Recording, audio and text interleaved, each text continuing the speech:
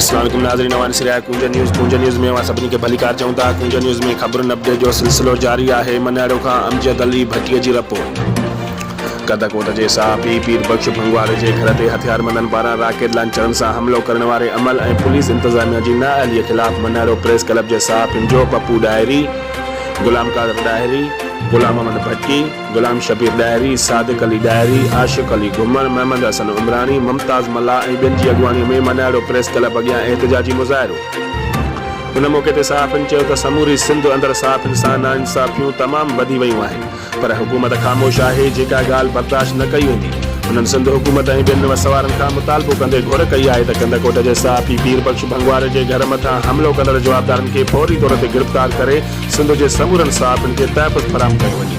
ॿी सूरत में एहतिजाज जो दाइरो वधायो वेंदो। वधीक ख़बरुनि अपडेट लाइ ॾिसंदा रहो कुंज न्यूज़।